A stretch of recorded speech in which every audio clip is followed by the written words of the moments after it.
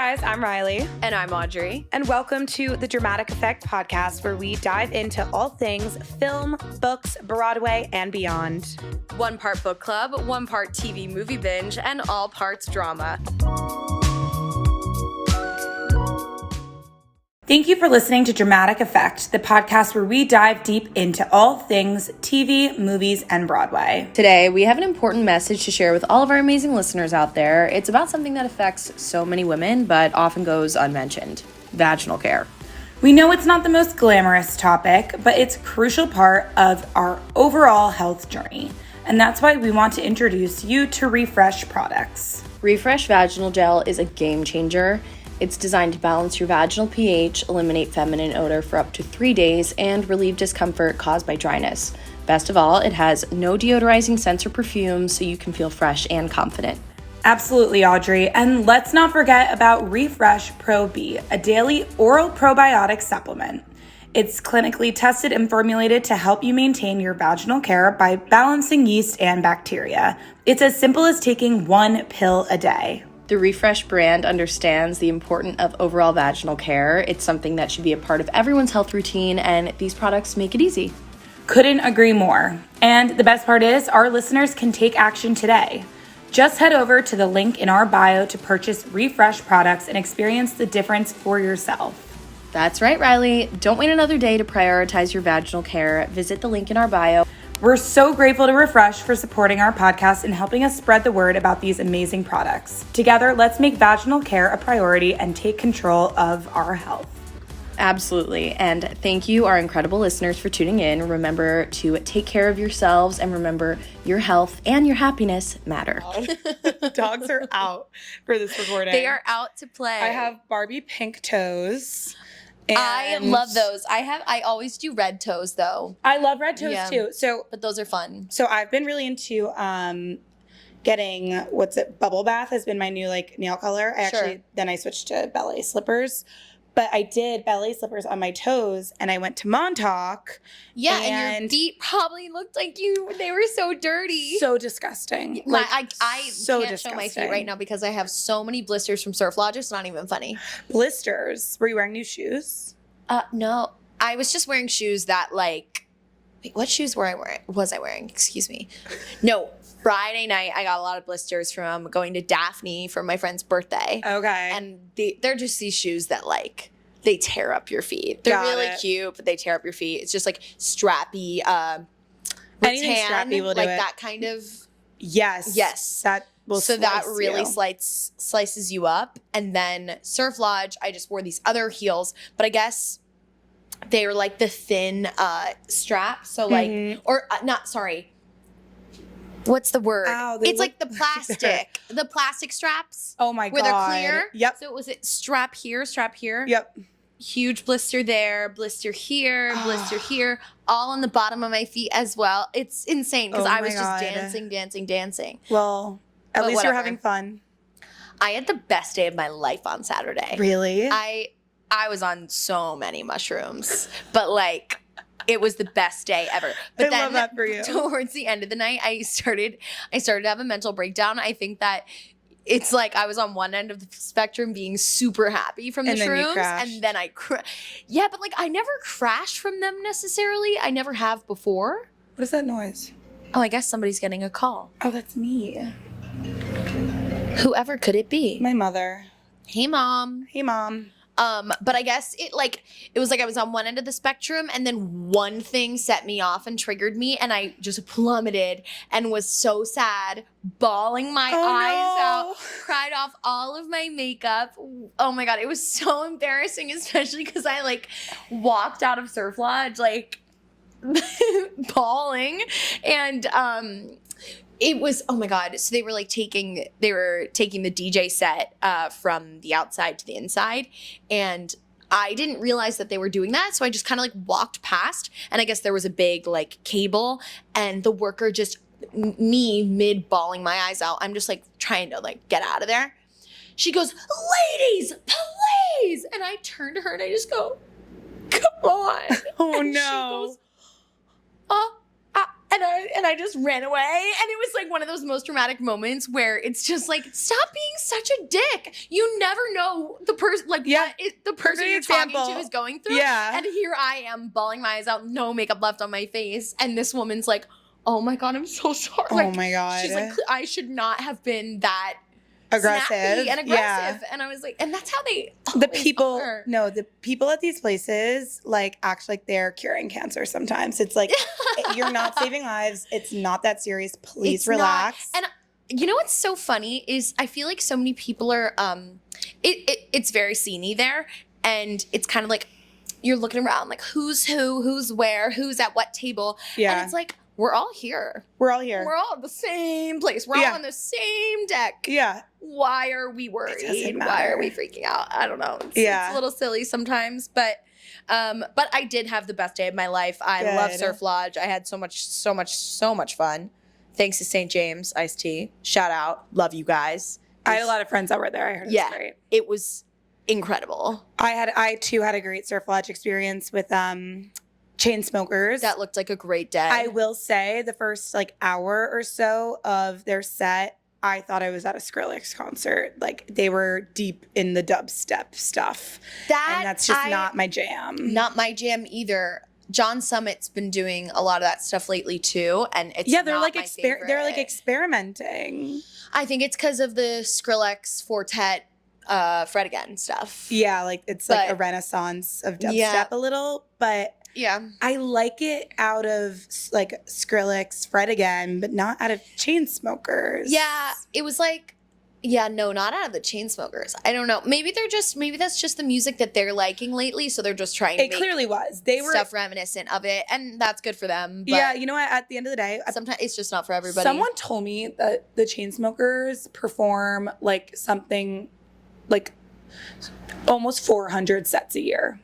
I totally believe that. Like that's multiple sets a day. Yeah. Like they are constantly performing. That is crazy. It's so crazy. And they performed for like 3 hours at least at Surf Lodge, which like as they should because the tickets were very expensive.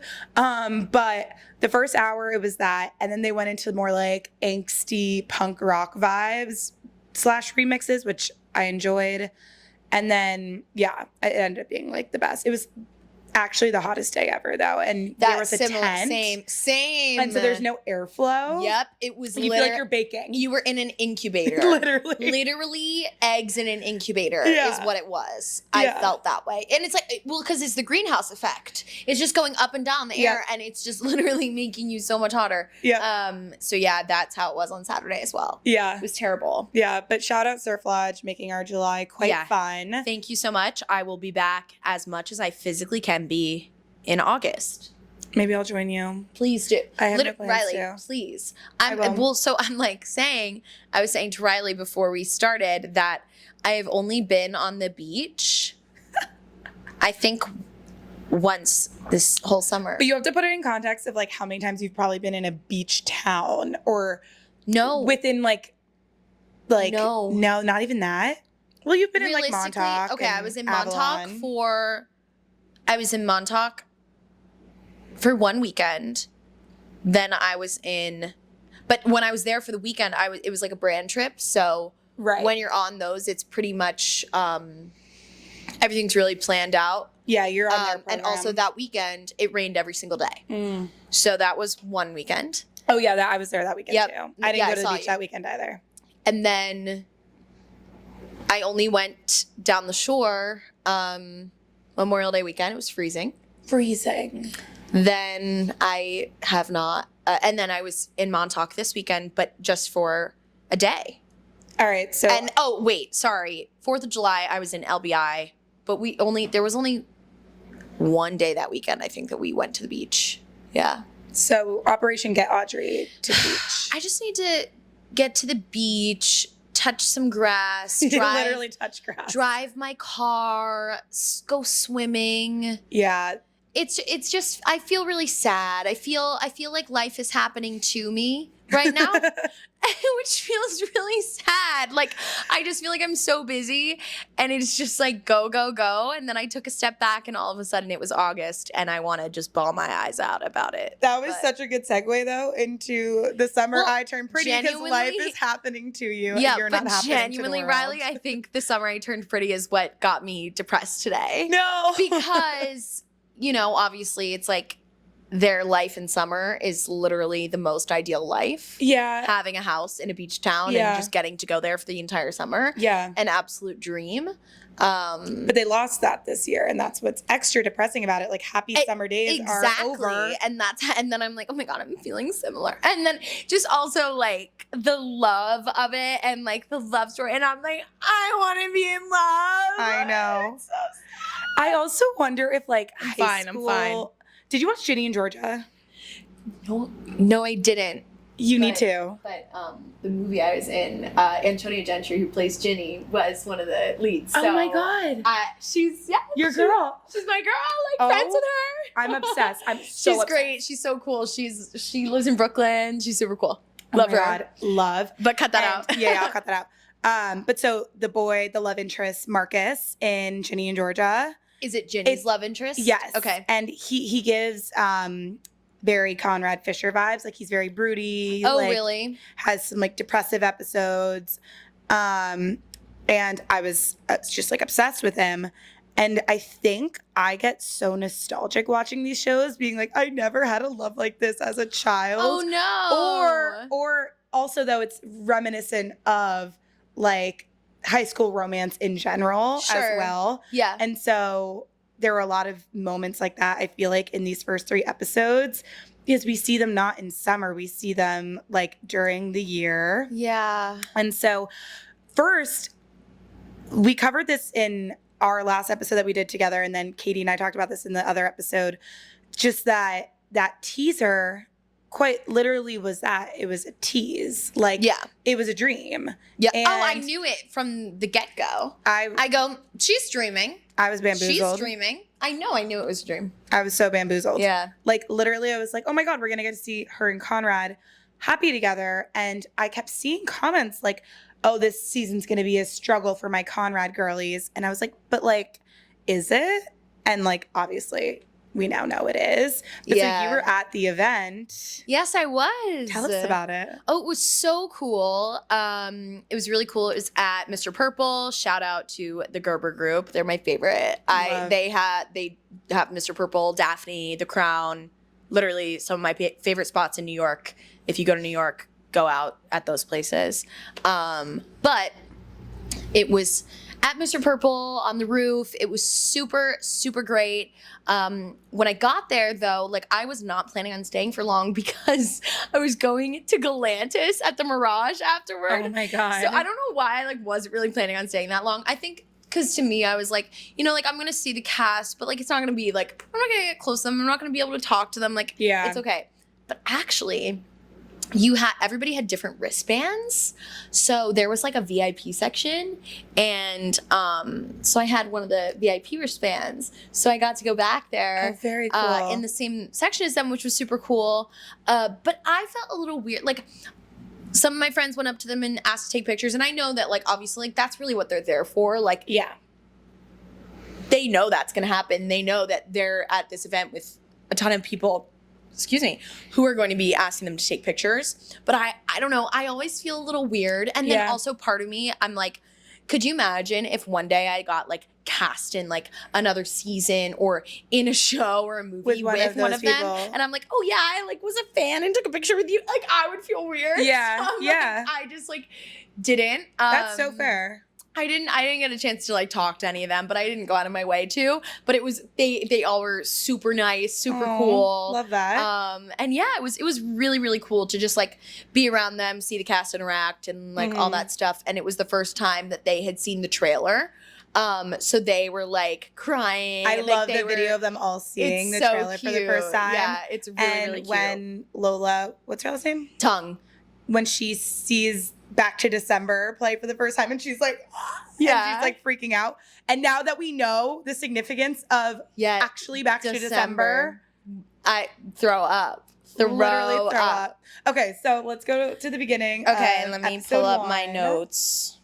So we start with that dream, basically. Yeah. And at this point, we know it's a dream. And Belly is awoken, and she's in class. And she just cuts to the chase right away. She's like, I wasn't in Cousins. Conrad and I were not together. And Susanna's dead. And sets the scene. It's like, okay, we're at the next summer.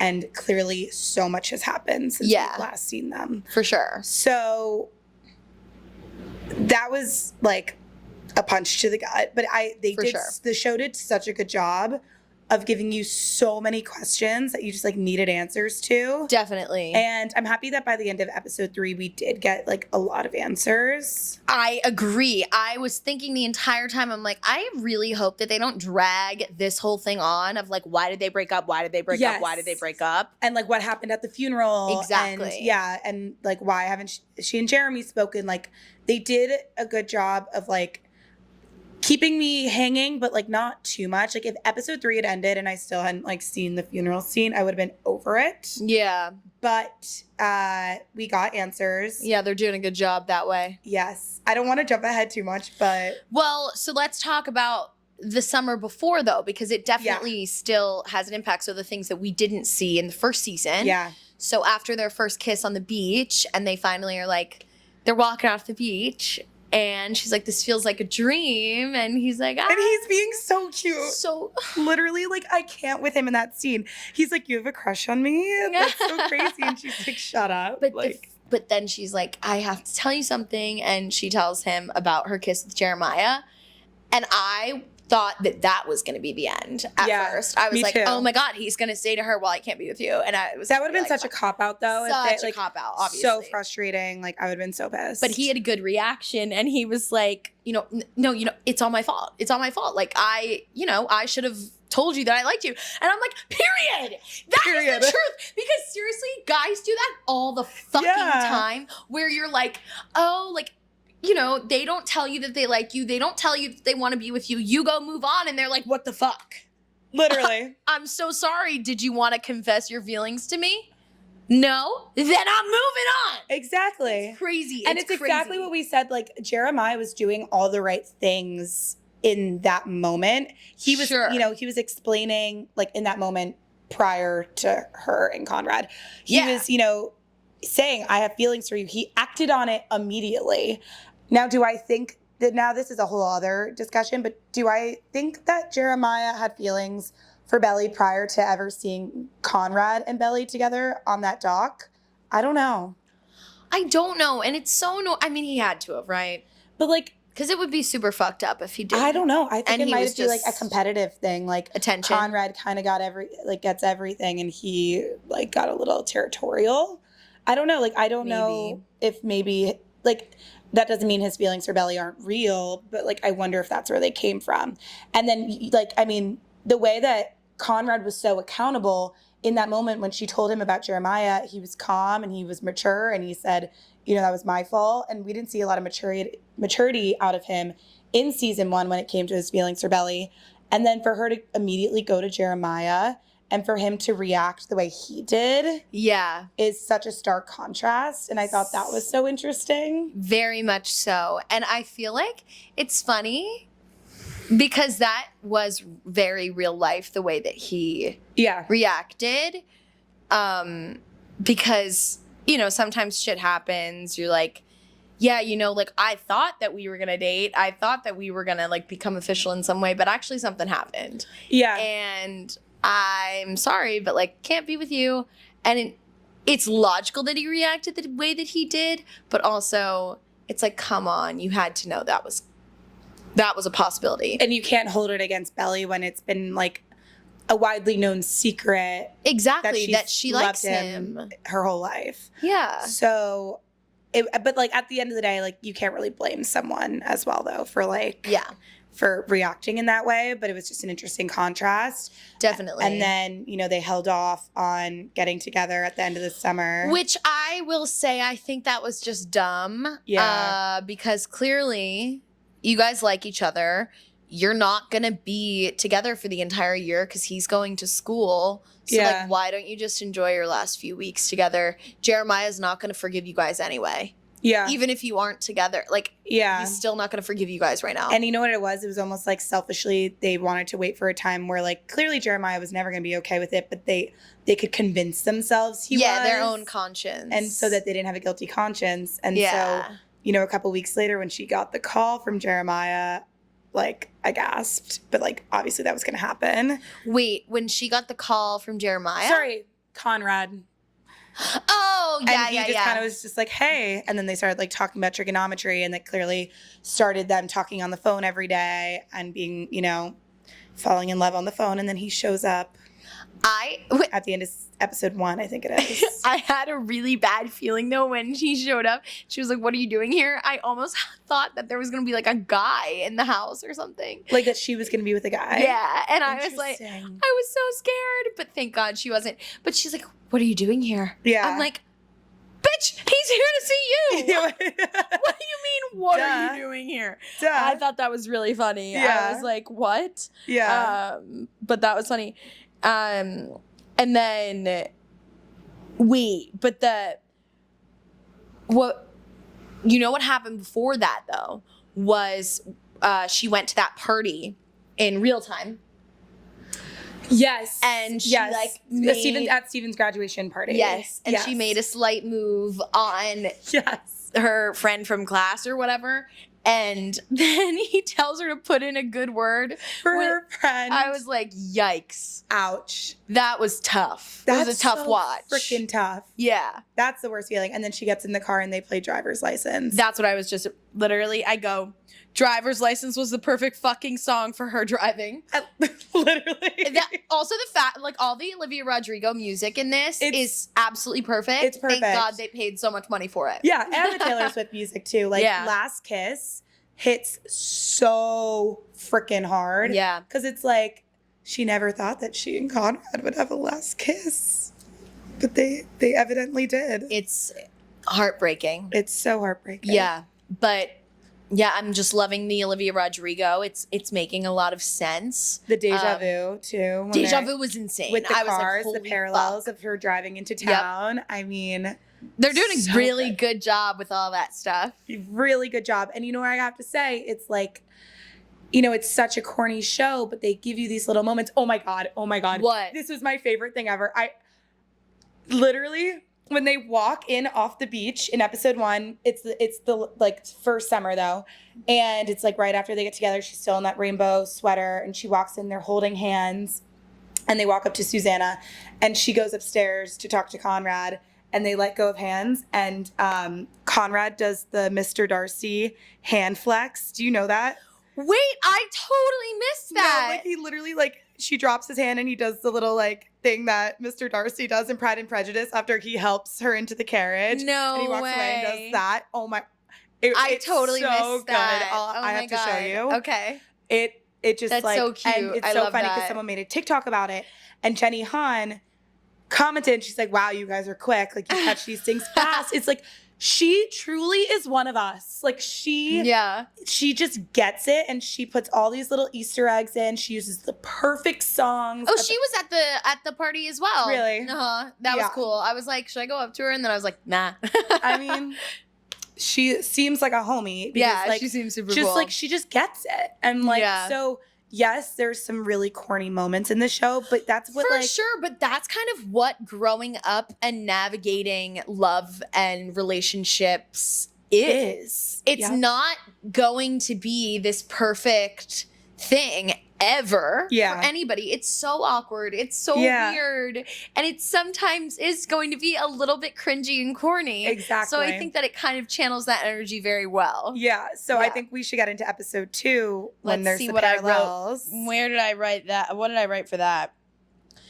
Oh my God.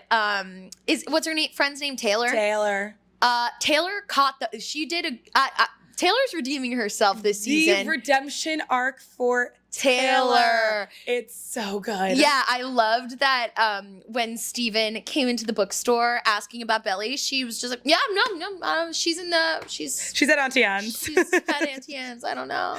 And he's like, oh, okay, like, I want to go talk. You should not talk to her right now. She is really mad at you. You shouldn't talk to her. I was like, whoa, that was good. And she just had fully no idea what was going on, but she defended her and she knew. And she covered for her bestie. She caught the vibe. She understood the assignment. Yep. And she rose to the occasion. That was so great. And then for her to also just like, you know, when Steven says he's going to go to Cousins, she's like, all right, I'm coming. Yeah. I'm going to go back, like pack a bag for Belly. Yeah. Like she's just looking out left and right. Yeah. And I feel like, you know, we did end up seeing a little bit of that side of Taylor in the volleyball episode in season 1. Yeah. But the first time we met Taylor, she was obviously insufferable. And like, I think it was nice that like, she's had this redemption arc because like Belly is supposed to be our protagonist and that, you know, we're rooting for, but it's a huge red flag if her best friend is this like insufferable character. Yeah, for sure. So it's nice seeing her have like a friend, like, okay, this is why they're friends. Definitely. And then also, it was something from episode 1, but when she asked Belly, like if she would, or when she was telling the other girls at the party that Belly was going to come back to the volleyball camp, and the girls were like, they like gave a look. I was like, they like clearly weren't too pumped about it. You two, like what the heck? And they like weren't. They were giving mean girl energy. Yep. So I was like, I'm glad she is Taylor because clearly also it's like clearly she's going through so much. Yeah. Doesn't everybody know that? Like everybody talks. You guys all know that she's going through a lot. Yeah, but I think it does a really good job of depicting like how immature people are. Like they don't understand the gravity of what she's going through probably. Like everyone's so caught up in their own shit in high school. True. And so she's going through all this stuff. I forget that it's high school, not really college or anything. Well, exactly. And like, you know, I think that's a good reminder of like how immature they are and how like none of them know how to deal with their feelings well at all, especially Conrad. He clearly and so we see the evolution of how like the rest of their relationship plays out in episode 2. Yes. And I mean, it's when they go to Cousins and, you know, they lose their virginity to each other. It's such a sweet moment. Yeah. And for it to be paralleled with her walking into the house and kind of like reliving all of that, walking back into the house for the first time since, you know, they had sex for the first time. You know what the sex scene reminded me of? What? The Notebook. Yep. In front of the fire, laying on the ground. I was like, yep. That's it. Obsessed. No, so obsessed. I love The Notebook. So good. I love The Notebook too. Oh my God. That's just probably my favorite movie. Yeah, I would say so too. And sorry that I interrupted you. What were you going to say? And them on the beach. But the parallel of, you know, her saying like, it's always been you, Conrad. It'll only be you. And then we flash to her walking in and him looking her in the eye and saying, what is she doing here? It's like, holy shit, have things changed? Oh, it's so annoying. It was a punch in the gut. I'm just that moment. It's just so terrible. Like, he's treating her so poorly, and she did nothing wrong. No. And then, you know, I will say maybe, and I did see that they do a better job of portraying kind of the unraveling of their relationship and how it kind of fell apart in the books, and they kind of rushed through it in the show. Okay. But, you know, there were clearly like these moments of like cries for help that he had when, you know, he was struggling with everything going on with his mom, and she kind of wasn't maybe picking up on it in the right ways. You think? I mean, you kind of see it in that scene where he's in that adorable sweater. He's in the kitchen. So it's after they've lost their virginity, and they're clearly getting ready for prom. Yeah. And I don't know when their prom is, that like he's in a sweater. Yeah. But a winter prom, I guess. And well, I feel like it was maybe like March or something. Could have been probably, like February, probably. March. So also I like the logistics in my brain, like when he went to pick her up in Philadelphia, he goes to Brown. Wait, she lives in Philly? And she lives in Philly. Yeah, she lives in Philly? They're from the suburbs of Philadelphia. Remember he says that in season 1? Oh my God, it's so funny when he's talking to Shayla And he's like, I'm not from your world. I'm from the suburbs of Philadelphia. My friends and I lost our shit. One of the writers of the show must be from the suburbs of Philly. Yeah. That's really funny. It was so funny. That is really, really funny. So, well, shout out. So he's at Brown. I wonder if they live in, it's probably like legit Chestnut Hill. No, probably. I guarantee. But so he's at Brown, which is up here, and then she lives in Philly, but then Cousins is in Massachusetts. So he goes from Brown in his Range Rover to Philly to pick her up to go to Cousins in Massachusetts. Logistically, it's just that crazy. makes no sense. Yeah, it's just a lot. The boy's putting in some work. He is. A lot of time in the car. He is. But anyway, so they're in the kitchen and they're talking about prom, and he's sad, and he's like, they put my mom on new medication. Like, I'm worried. She's like, no, I'm sure it's not anything to worry about. I'm sure it just means that, like, the other medication is too strong, and like she just needs to go on a different medication. But like he's clearly just struggling. Like he's going through really real shit, and she's kind of not brushing it off, but like maybe not understanding the gravity of it. Yeah. And so when he's not feeling it at prom, they go outside and they talk. And, obviously it's really hard when like the person you're with is kind of a shell of a person and they won't let you in. Yep. But you're trying to be there for them and they won't let you be there for them.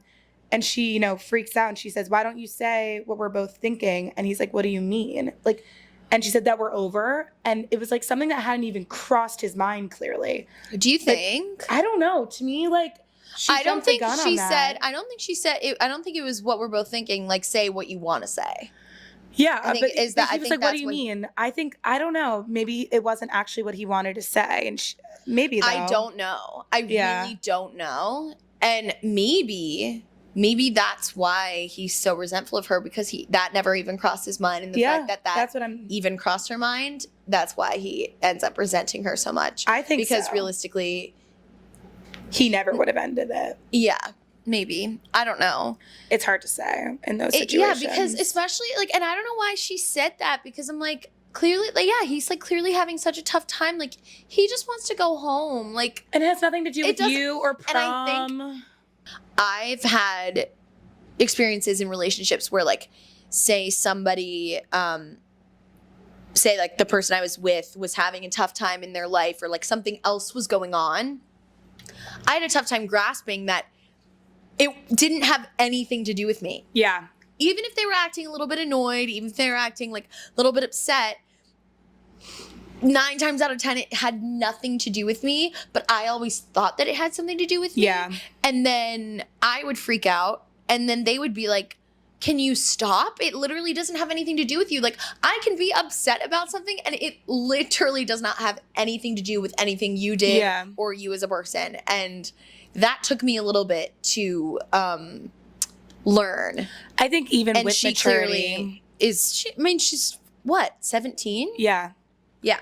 Exactly. So I think that was really sad to watch. And when she gives him the necklace and then runs in, and that hug that her brother's there waiting, and holds her, and it's just so sad. And like, how about when she finds the necklace in his room? I know, but that's why I'm like, this man would never have broken your heart. Yeah, I don't know. Maybe he couldn't give you what you needed. And so I think that was indication to him that, like, I'm only going to hurt her. I can't be with her. And now he'll only ever push her away more. So maybe but that never, ever, ever, ever makes sense to me. When people push someone away because they're afraid of hurting them. Yeah. But it always happens in teen dramas, of course. It always happens in teen dramas. It's always but does that ever happen in real life? I don't know. Maybe. Probably not, though, right? Like, I just can't imagine it. I mean, to me, that almost would take more maturity. I don't know. It just doesn't seem like realistic to me. No, it doesn't. I think if you like someone and you want to be with them, you try to make it work. Yeah. But I guess I understand if you're not doing well mentally, but it's like, why are you like pushing people? I don't know. I guess I just don't get it. Yeah. I think that's a common thing to do, though, when like you're depressed. Yeah. That's true. That's true. So yeah, and there's no exception for like you know, A relationship. a girlfriend. Sure. Oh, it was so sweet though when I'm so happy that Susanna got to see them together. Yeah. Like, when he said like, "Oh, I got her the bike for Christmas," and he's like, "But like the best gift she could have gotten is that like you're my girlfriend." Yeah. Like, it makes her so happy. So cute. But so then at the funeral, they're not together, and this is just connection of a cultural moment, an Amazon Prime show moment, a Daisy Jones and the Six moment. Yes. Silver Springs at the funeral. Yep. I mean, good. Rip my heart out. Literally. Like, literally rip my heart out. It fits so well because it's about, like, the song is about, you know, this person that's your home, but you can't go home and you'll never escape the sound of their voice. Insane. And that's just so them in that moment. Yep. Conrad looked really hot when he chased her down the stairs. There was really something about the way he looked in that shirt, that button-down shirt. I can't talk about it. And then he said we were a mistake.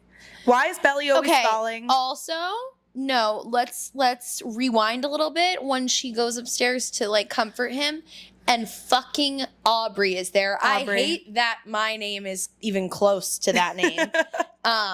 Fucking Aubrey is she there. says, "Is that food for us?" No, but yes, when she says about the like, "Is that food for us?" I'm like, girls, shut up. But like, it really made me upset that he was clearly confiding in her and couldn't confide in Belly. It's like, why? Like, that doesn't make sense to me. I feel like I would want to confide in the person that I feel closest to. So why is he confiding in her when clearly that's not the person that he's closest to or cares the most about? And I can understand why she reacted so strongly. Like, of course. I know where I fall on the ranking of ex-girlfriends. Yeah. Yeah. Yeah. Yeah. So that, and then for him to double down and be like, "We were a mistake," that's so hurtful. And that's where right now I'm just really not understanding his logic or where he's coming from and the things that he's saying. Like, it just doesn't make any sense to me because I'm like, you clearly care about her so much. Why are you just continue hurting her? Yeah. Like, just because you're hurting doesn't mean you need to hurt the people around you, and I don't really get it. And they can help you not hurt. Exactly. But especially when you're in love with them. Yeah, right? But then it's fast forward to present day. I mean, we haven't even talked about, like, her and Jeremy of it all. Like, she and Jeremy are getting quite close in this present day times. Whatever. I mean, I feel like he was just maybe a little placeholder for the beginning. I don't know. I think it's Do you think he's gonna come back? I think it's gonna stick around. I don't know. I don't think so. He wasn't at the casting. Jeremiah? Oh, Jeremiah. Sorry, I called him Jeremy again. I was like, who's Jeremy? Cam Cameron? I thought Jeremy was the guy. He comes back and I know Cam Cameron does. He comes back. I thought you were talking about the other guy, the guy from the beginning that dodged You're like, her. who the fuck is Jeremy? I was like, who's Jeremy? I do that all the time. Yes, she and Jeremiah have been getting real close. Well, in one of the trailers, we see where he says to her, like, "You'll always have feelings for Conrad." Yeah. Yeah.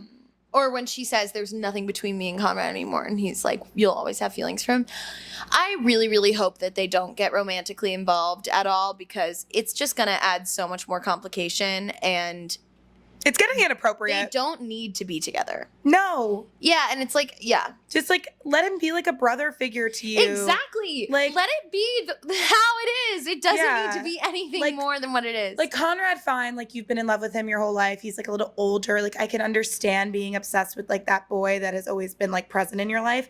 Yeah. But Jeremiah, it's like for what? I don't know. It just doesn't. It doesn't need to happen. No, I mean, he's so adorable. I love him in this season. Oh my god, he's so adorable, so lovable, obsessed. Yeah, but yeah, I just don't see them together. Like I think they are really great as best friends. Mm-hmm. There's there's those certain people in your life that you're like, I literally am obsessed with you, but not in that way. And I don't think that they need to be together in that way. Yeah, it's just so TMI, to be honest. Yeah, especially with her past with Conrad. Like, it's one thing to like kiss somebody once, but like, and then move on, and it didn't work out. But like to reopen that door, fully have dated her brother or his brother. And then I really, really pray to God that they do not reopen that door. Yeah, it seems inevitable. But at least I hope not. She and Conrad are starting to get along a little more. Like she's helping them through talking to the dad.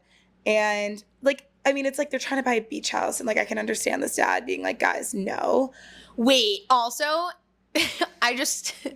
we got to pause at the fact that they both have trust funds. I know. I'm sorry. That's hilarious. No, I mean. That is so not relatable. No, it's just like they casually want to get to their trust fund. And where is it from? Well, it's like, I guess the dad, but if the dad can't afford to buy the beach house, like it's interesting that he has enough for a trust fund. Is a trust fund from your parents or your grandparents? I guess it can be from anyone, but like maybe they had rich grandparents. I don't know. Maybe. Because weren't they the ones that had the house? Your grandparents? But on the mom's side. Well, they could still be from there. Yeah, it's just that their dad's the only parent that's alive. Yeah. That's a good question. They need to can they explain the financials? Yeah. I need a roadmap. How much is in this trust fund? Who is it coming from? Also, though, like, I just can't understand why Susanna, like, who inevitably knew she was going to pass, wouldn't want to, like, square away this house for her boys before dying. If, clearly it was so special to her. Because I also feel like that would be at the top of her list of things to do. Yeah. Like, she remembered to get Steven a graduation gift. Yes. Why didn't she remember to, like, get her kids a beach house? Make sure that the house was taken care of and wasn't going to be usurped from under her children? Literally. It's shocking to me. It's a little crazy. It's a little bit of a plot hole. Maybe she didn't realize. I don't know. But maybe she didn't think her sister would do that to her. But they clearly didn't have a good relationship if she didn't even make it to the funeral. Like this, I want to know more about this bitch, Aunt Julia. Yeah. My goodness. Insane. But it seems like Sky, the cousin, will come into play. Maybe she'll be on their team. So that'll be interesting to see. I did like that Jeremiah and Conrad sort of bonded once Jeremiah realized that their dad is like a very fallible human and that it's not just that he and Conrad butt heads for no reason. Got it. Yeah. So I thought that was a good moment. They had like a nice brother moment there. Mm-hmm. And that was nice to see. And I think like it's important that their relationship stays strong because they kind of only have each other now. Yeah. And Belly and Steven. So it's like, Belly, stop fucking with things. Like this is a very delicate balance right now. Yeah. And what you have to like, please don't kiss the wrong person in this scenario. Please, God, I'm begging. And then the episode 3 ends with Conrad getting some ominous text and running onto the beach. Whatever could that be? And it clearly sends him into a panic attack. Yeah. And it's sweet that Steven goes after him. I know, thank God. But I really don't know what that panic attack could be because we already know everything that's happening. Yeah. Like, I wonder if we'll learn something new. Does it have to do something with school? Maybe.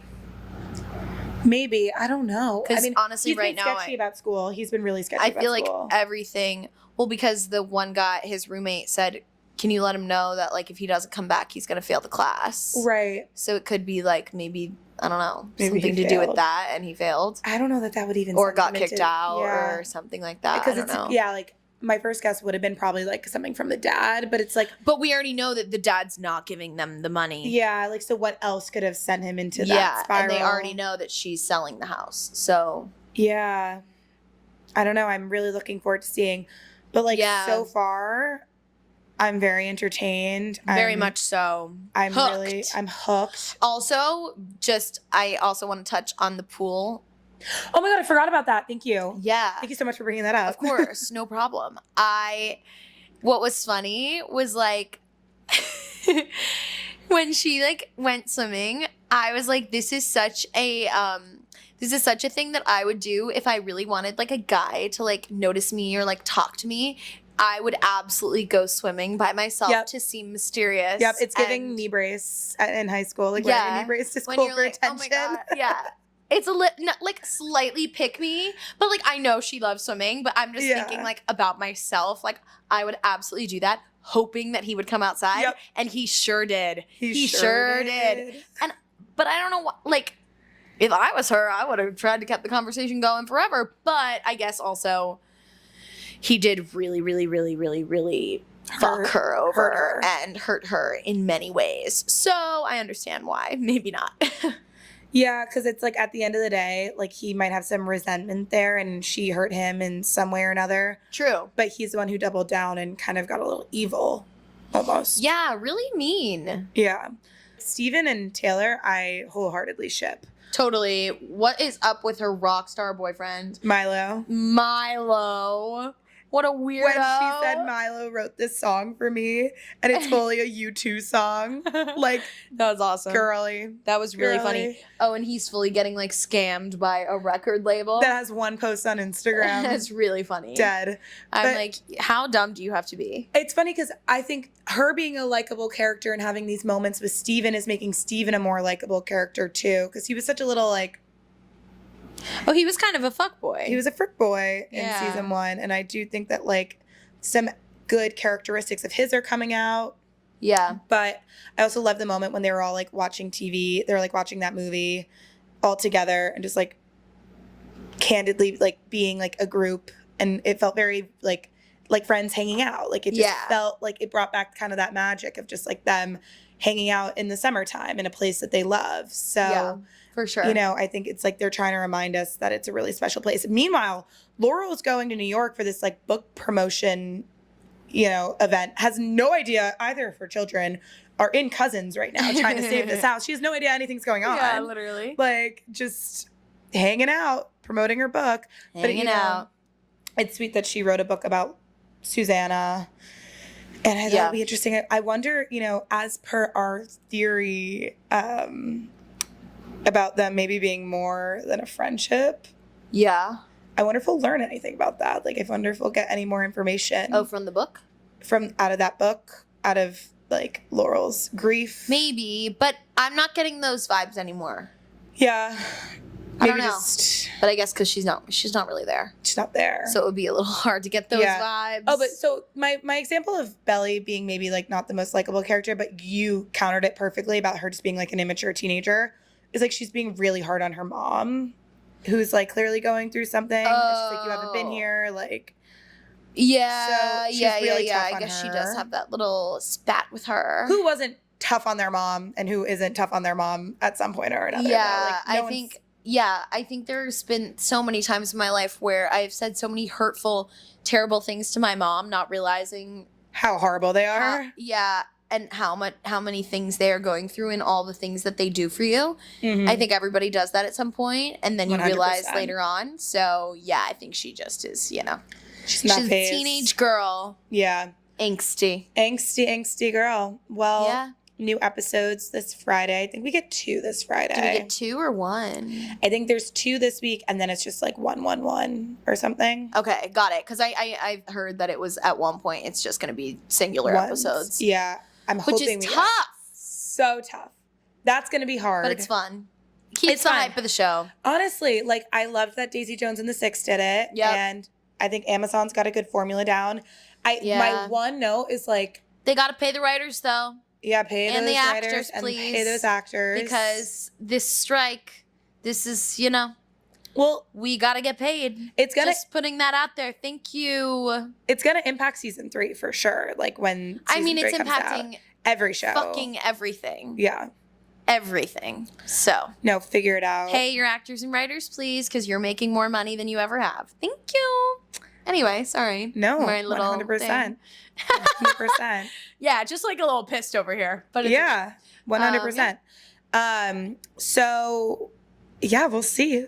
Super excited. A lot to look forward to. I need to go like find a playlist that has every song I played in the first 3 episodes. I honestly, I can't listen because it'll make me it'll make depressed. You depressed. I think that like watching this show, it makes me realize how attached I get to characters. Yep. And to TV shows that like that's why I refrain from watching them.